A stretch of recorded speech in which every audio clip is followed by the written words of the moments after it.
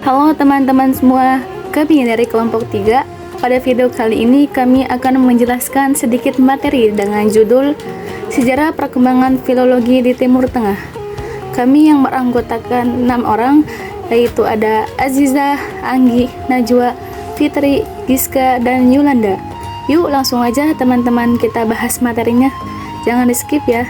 Ilmu filologi di Timur Tengah mulai muncul pada abad ke-7 hingga ke-10 Masehi, bersamaan dengan masa kejayaan peradaban Islam. Ketika wahyu Al-Quran diturunkan, umat Islam terdorong untuk menjaga keaslian teks suci tersebut. Dari sinilah muncul tradisi penulisan, penyalinan, dan kajian teks yang sangat ketat. Masa keemasan filologi terjadi pada era dinasti Abbasiyah, tepatnya di bawah kepemimpinan Khalifah Harun ar-Rasyid dan Al-Ma'mun. Pada masa ini, ilmu pengetahuan, sastra, dan linguistik berkembang dengan luar biasa.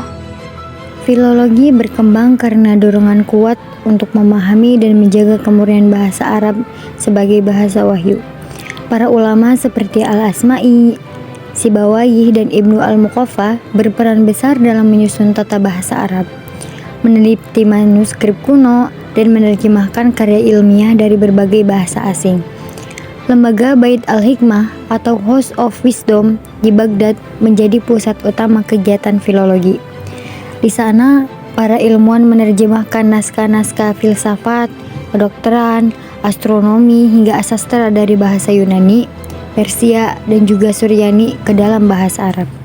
Proses penerjemahan ini tidak hanya melestarikan ilmu pengetahuan klasik, tetapi juga melahirkan tradisi ilmiah baru yang lebih maju dan rasional. Aksara dan bahasa yang digunakan. Bahasa utama yang digunakan adalah bahasa Arab klasik dengan aksara Arab sebagai tulisannya. Namun, pada masa penerjemahan, teks-teks dari bahasa Persia, Suryani, dan Ibrani juga banyak dikaji dan disalin ulang dalam aksara Arab. Hal ini menjadikan dunia Islam sebagai jembatan utama penyebaran ilmu dari timur ke barat.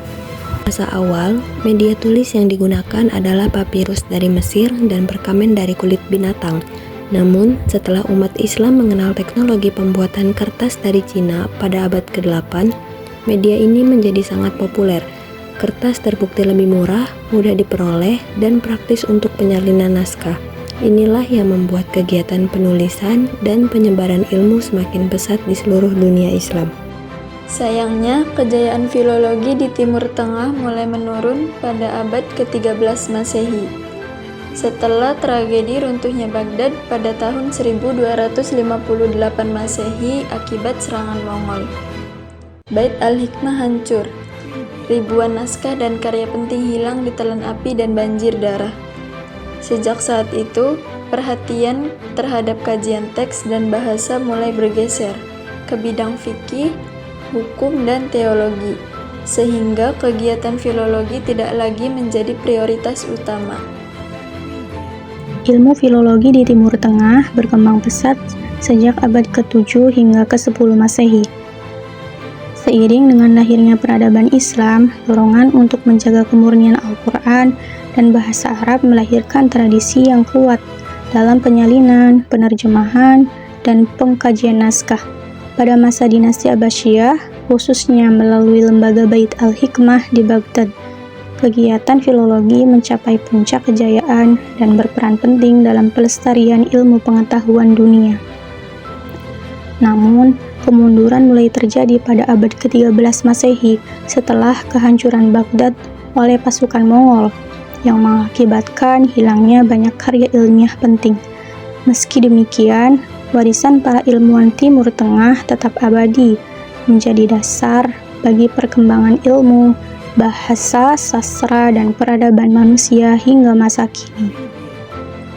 Terima kasih teman-teman semua yang sudah menyimak dari awal sampai akhir. Semoga bermanfaat.